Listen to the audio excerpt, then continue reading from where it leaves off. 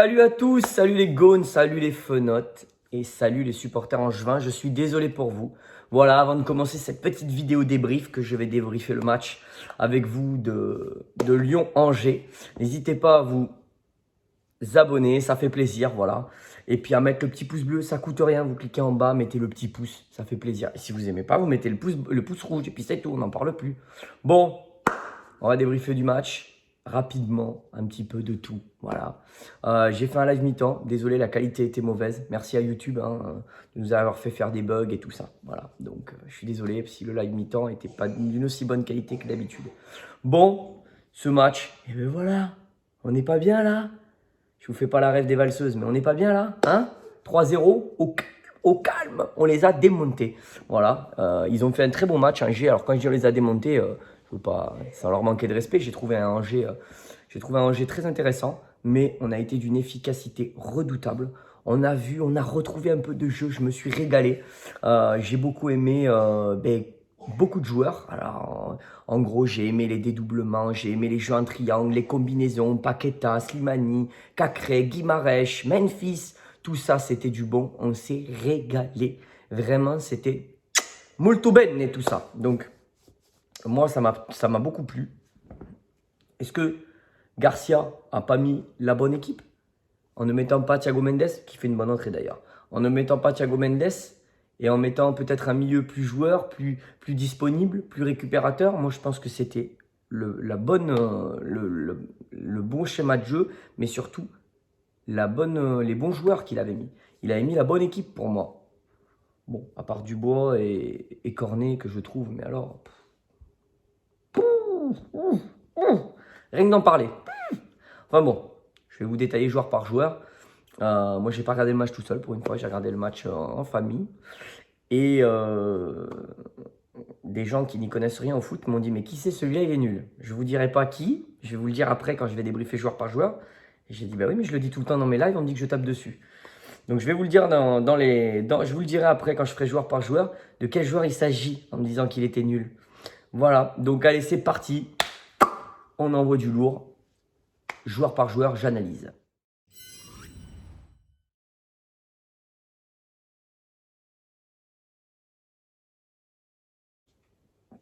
Donc je vais commencer Lopez.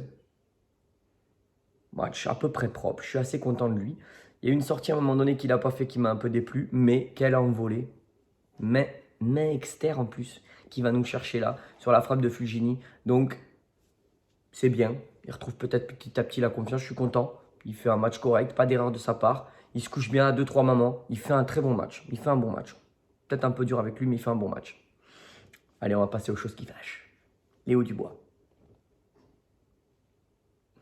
Devinez quoi? C'est lui, le nul, qu'on m'a dit à côté. Voilà, on m'a dit, mais il est pas bon ce joueur. Oui, je dis c'est Dubois, je le dis tout le temps. Il est pas bon. Voilà, il n'a pas été bon. Qu'est-ce que vous voulez que je vous dise? Il n'a pas été bon une fois de plus. Alors, il n'a pas été nul à chier, parce que des fois, il est nul à chier. Il n'a pas été bon, tout court, en fait. Il me désespère. Même les gens qui n'y connaissent pas trop en foot, ils viennent me dire qu'il n'est pas bon. Donc, c'est que il doit pas être si bon. Il doit vraiment être pas bon, parce que je ne fais pas du bashing. Il est pas bon. Qu'est-ce que je vous dis? Il est pas bon. Il est pas bon. Moi, je peux rien faire. J'ai vu un bon centre quand même. En tout début de match, il fait un centre plus que correct. C'était très intéressant. Voilà. Ensuite, Marcelo Denayer. Alors Marcelo, propre, très bon dans les duels aériens. Comme d'habitude, j'ai beaucoup aimé ce Marcelo. Défenseur solide, taulier de la défense. Il replace les défenseurs, il replace tout le monde. C'est vraiment un bon joueur. Vraiment, bravo à lui, solide. Denayer, top, topissime. Le retour qu'il nous fait, je l'aurai encore en tête. Ce sprint qu'il refait pour venir reprendre le ballon à l'attaquant angevin. Vous voyez de quoi je parle? Je l'ai trouvé très très bon. Je suis très content de lui, qui continue comme ça. Prolonge, Jason, bordel. On va me faire peur là jusqu'à la fin de saison. Mais prolonge, Jason, bordel. Bon, passe au jeu de choses qui fâchent. Maxwell Cornet. Alors, je sais pas s'il travaille chez Vinci. Bah alors, Vinci Autoroute sur son côté. Boulevard. Un boulevard. Un boulevard. Mais une catastrophe en première mi-temps. Une catastrophe. En première, je parle. En deuxième, forcément un peu moins puisqu'il est sorti. Mais alors, en première, oh là là là là. Alors, est-ce que c'est le schéma de jeu de Angers parce qu'il jouait avec 3 défenseurs et 5 défenseurs en vérité et qui montait très haut et que Memphis, lui, Bah, du coup, prenez l'attaquant et peut-être pas l'arrière gauche, du coup. Je sais pas si c'est vraiment un arrière gauche, s'il jouait un peu haut. Mais Cornet, il n'avait personne au marquage du tout. Il n'avait pas l'attaquant parce que l'attaquant n'y était pas et que c'était Marcelo de Neuer. Il était beaucoup trop recentré. Il aurait dû s'écarter pour empêcher les boulevards, justement, pour empêcher ces grands espaces. Il n'a pas été bon. Offensivement, il a été mauvais. Voilà. Il a fait une bonne frappe quand même, mais je ne suis pas très content de lui pour changer. On passe au milieu. Et là, messieurs, dames, on vient de retrouver un milieu haut de gamme. Et c'est pas faute de le demander depuis des mois et des mois. Donc, allez, on va commencer par Bruno Guimaraes. Je l'avais dit au match des Restarts, Bruno Guimaraes ne fait jamais de mauvais matchs. Ou ils sont bons, ou ils sont très bons, ou ils sont moyens. Et bien aujourd'hui, il a fait un bon match. Je n'irai pas jusqu'à dire très bon, mais pas loin. Il a été disponible, il a distribué, il a su ressortir les ballons avec les défenseurs. Ça a été un très bon Guimaraes, je le dis, je m'en fous. Un très bon Guimaraes, je suis très content de lui, qui continue comme ça. Pour moi, il est indispensable. Quand je vois Garcia le sortir, j'ai envie d'y foutre une giflette là, mais enfin bon, c'est pas grave, fallait bien sortir quelqu'un. Et vu que nos deux autres millions ont été bons, je ne lui en veux pas. Je suis énervé un petit peu de le voir sortir, mais je peux comprendre. Très bon match de Guimaraes. Passons à Maxence Cacré, qui fait un super bon match. Moi, je l'ai trouvé dans l'impact pour la récupération. Vous voyez qu'il peut jouer milieu défensif, parce qu'en vérité, aujourd'hui, il a joué très bas. Dans l'impact pour la récupération, je l'ai trouvé donc agressif. Et dans l'impact de la récupération, je l'ai trouvé aussi très bien dans sa conduite de balle. Il y a des moments, oh, le ballon lui collait au pied, il était à l'aise, il était bien. Et il a bien distribué les ballons. J'ai trouvé un Maxence Cacré très très bon. Je suis très content de Maxence. Il fait un top match. Un top match. Ces joueurs-là, les deux-là, ils ne doivent pas sortir du 11. Ils se démerdent, il fait ce qu'il veut, le père Garcia. Mais il ne me sort pas ces deux types. Ensuite, Joga Bonito, messieurs, dames. Paqueta. Un match exceptionnel. Il a été surtout. Il est sur le but de Memphis, parce qu'en vérité, c'est lui qui tape sur le poteau, même s'il la rate. Il est sur la passe de Memphis. Il est partout et il met un but. Il est au top. Franchement, pour moi, c'est le joueur le plus régulier de la saison. Qui dit joueur le plus régulier, dit meilleur joueur de la saison. Il est vraiment très très bon et il commence à faire ce qu'on lui reprochait les 6 premiers mois, à être décisif, mais net. Passe décisive, but, un top Paqueta, un des meilleurs aujourd'hui, peut-être le meilleur. Je vous donnerai mes tops et mes flops. Allez, on passe à gauche. Et bien, vous voyez que Memphis peut jouer à gauche. Il nous plante 2 buts. Il a été disponible. Alors au début, je l'ai trouvé un petit peu... C'était pas ça. Et puis au bout de 10 minutes, il a montré qui c'était papa. Et oui, messieurs, dames, il est là, le capitaine.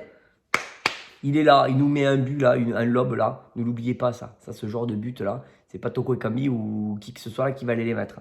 Voilà, ça c'est du Memphis. C'est ça que je veux voir. Et il est sur toutes les actions. Voilà, il a été très bon.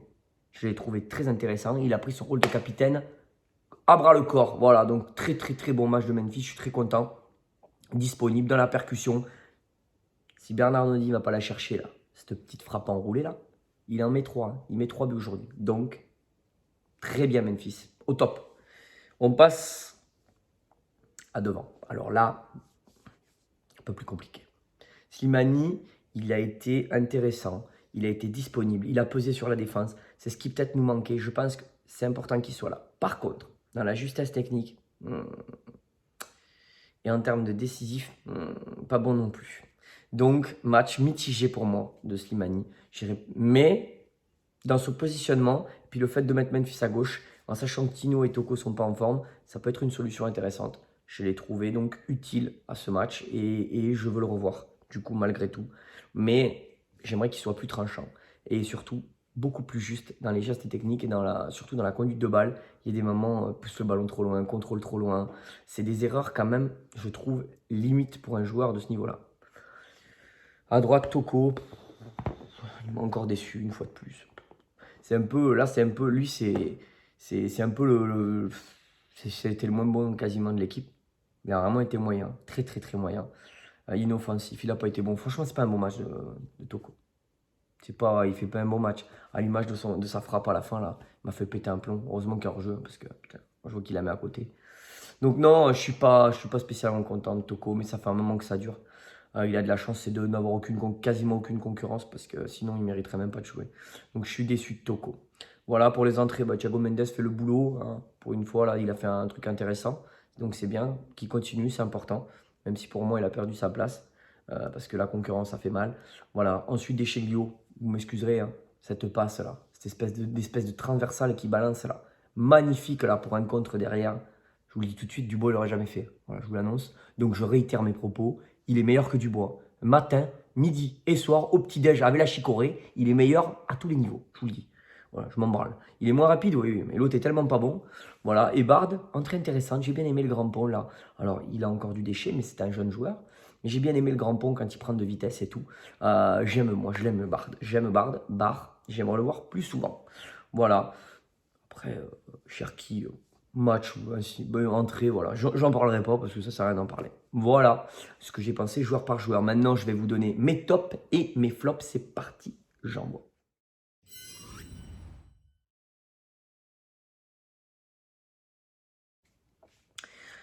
Alors, dans mes tops, ça va être compliqué parce que je suis très content de beaucoup de monde et je vais les citer. Parce que quand les bons matchs sont là, il faut le dire. Vous avez vu, je castagne quand il faut castagner, quand il y a des mauvais matchs. Et quand il y a des bons matchs, il faut le dire aussi. Donc 3-0, je suis content. Voilà. Donc dans les tops, je vais mettre Paqueta, Memphis. Et là, le troisième, c'est dur. Parce qu'il y a du monde, messieurs. Cacré. J'aurais pu mettre Bruno Guimaraes, j'aurais pu mettre Deneyer, j'aurais pu les mettre. Mais je vais mettre Cacré, Memphis, Paqueta, messieurs, dames. Voilà. Mettez-moi vos tops et vos flops dans les commentaires. Et ensuite, on va faire les flops. Et là, vous allez me dire, mais Julien, quelle surprise! Qui vas-tu mettre? Oh! Le suspense est à son comble. Devinez. Vous me mettez aussi dans la description vos flops. Vous allez voir, c'est très dur. Léo Dubois, Maxwell Cornet et Toko Ekambi. Voilà. Oh là là là là. Oh, personne n'aurait cru que j'allais mettre ça. Ça me fatigue de les mettre à tous les matchs. Hein. Oh, ça me fatigue. J'espère qu'ils vont arriver à monter, à hausser leur niveau de jeu un jour. Je ne sais pas. Peut-être dans un autre club en fin de saison. On va croiser les doigts. Voilà. Sur ce, messieurs, dames, je vous souhaite une bonne soirée. J'espère que cette vidéo vous a plu. Dans la semaine qui arrive, j'espère poser une vidéo hors série. Il va y avoir le Nantais que j'ai déjà. Vous allez voir cette vidéo avec le Nantais aussi, elle va être particulière. Je vous souhaite à tous une bonne soirée ou journée, je ne sais pas quand est-ce que la vidéo sera mise. Je vous embrasse. N'hésitez pas à commenter, à mettre un pouce et à partager. Sur ce, on vient de gagner 3-0 et surtout n'oubliez jamais, l'Olympique Lyonnais, ce n'est pas qu'une formidable raison d'être heureux. L'Olympique Lyonnais, ça va se battre comme des chiens jusqu'à la fin de saison pour finir les 3 premiers et on va y arriver. Ciao les goons, ciao les fenotes et allez l'OL. Paf!